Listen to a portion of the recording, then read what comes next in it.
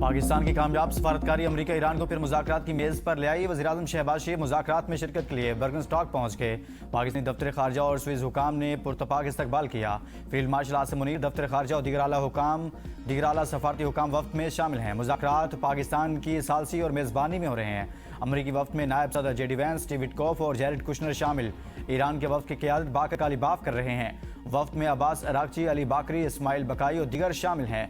Qatar के वज़ीर-ए-आज़म की सरबराही में वफ्द भी मुज़ाकरात का हिस्सा है। वज़ीर-ए-आज़म हाउस के मुताबिक मुज़ाकरात में इस्लामाबाद मुफाहमती याददाश्त पर अमल दरामद के लिए तरीक़ाकार वाज़े किया जाएगा।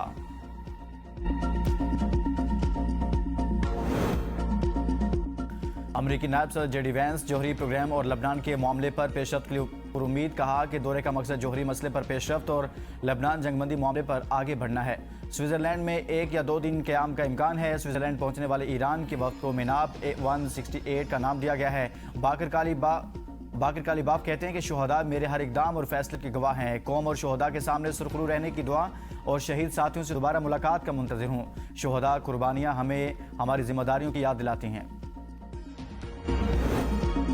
अपने हरमज़ में 60 रोज़ा मुद्दत खत्म होने के बाद भी कोई टॉल्स नहीं होंगे। सदर ट्रंप कहते हैं कि मुआहिदा ना होने पर अमरीका मशरिक़ वस्ता की सिक्योरिटी अखराजात के बदले टॉल आयद कर सकता है। टॉल टैक्स सिर्फ अमरीका के हक में और अमरीका की जानिब से ही आयद किए जा सकते हैं। लबनान में तनाज़ा की शिद्दत कुछ कम हुई है। ट्रंप ने अमरीका को मशरिक़ वस्ता के ममालिक के लिए निगहबान फरिश्ता करार दिया।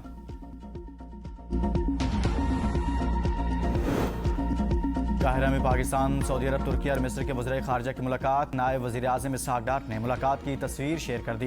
काहिरा में पुरतपाक मेज़बानी पर मिस्री वज़ीर ख़ारजा का शुक्रिया अदा किया। कहा नील के किनारे एक खुशगवार शाम गुजरी। तुर्किया, सऊदी अरब और मिस्री वज़ीर ख़ारजा से तबादला ख्याल हुआ। नायब वज़ीर-ए-आज़म आज 4 मुल्की वज़ीर ख़ारजा इजलास में शिरकत करेंगे। मिस्र के सदर से मुलाकात भी होगी।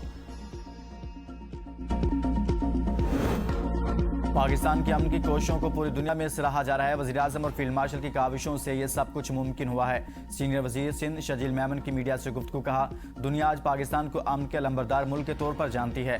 इस्लामाबाद की आलमी शनाख्त मौजूदा क़यादत की कामयाब पॉलिसियों का नतीजा है। कराची शहर की तरक्की हुकूमत की अव्वलीन तरजीहात में शामिल है। बजट तकरीर में अवाम को हुकूमती कारकर्दगी से आगाह करेंगे।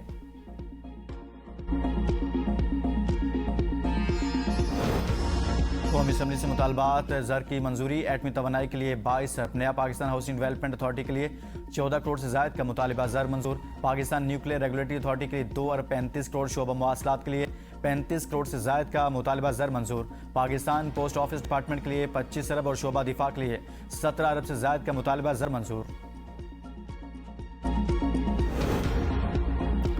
बिलावल भुट्टो का अमजद एडवोकेट को गिलगित बल्तिस्तान का वज़ीर आला बनाने का फैसला। चेयरमैन पीपल्स पार्टी का पीपीपी गिलगित बल्तिस्तान के सदर अमजद एडवोकेट से टेलीफोनिक रब्ता। बिलावल भुट्टो ने अमजद एडवोकेट को हुकूमत साजी और अवामी हुकूक पर हिदायत दी। गिलगित बल्तिस्तान असम्बली का इजलास आज होगा। 9 मुंतखब अराकीन हलफ उठाएंगे, जिसके बाद स्पीकर और डिप्टी स्पीकर का इंतखाब होगा।